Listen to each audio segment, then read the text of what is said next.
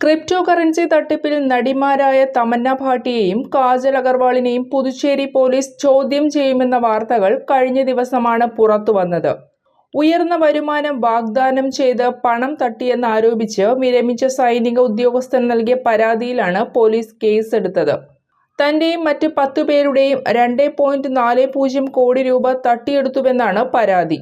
പിന്നാലെ താരങ്ങളെക്കുറിച്ചുള്ള ചർച്ചകളും സജീവമായി. ഇപ്പോഴത്തെ വിഷയത്തിൽ പ്രതികരണവുമായി എത്തിയിരിക്കുകയാണ് തമന്ന.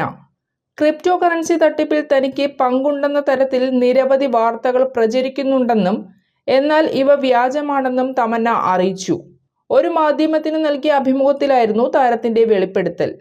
ജനങ്ങളിൽ തെറ്റിദ്ധാരണ ഉണ്ടാക്കുന്ന ഇത്തരം വാർത്തകൾ പ്രചരിപ്പിക്കരുതെന്നും തെറ്റായ വാർത്തകൾ പ്രചരിപ്പിക്കുന്നവർക്കെതിരെ നിയമ നടപടി അടക്കമുള്ള കാര്യങ്ങൾ സ്വീകരിക്കണോ എന്നത് സംബന്ധിച്ച് പരിശോധന നടത്തുകയാണെന്നും നടി അറിയിച്ചു.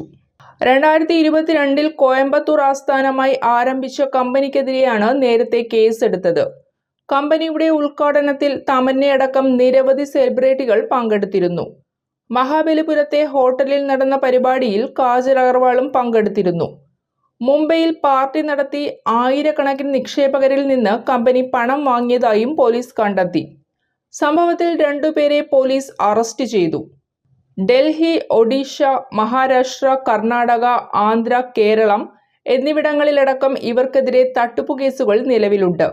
വ്യാജ അക്കൗണ്ടുകളിലേക്കാണ് ഇവർ പണം സ്വീകരിച്ചതെന്നും സമാന കേസിൽ ഇവരുടെ സഹായിയായ ഇമ്രാൻ പാഷയെ റായ്പൂർ പോലീസ് അറസ്റ്റ് ചെയ്തുവെന്നും റിപ്പോർട്ടുകൾ പുറത്തുവന്നു.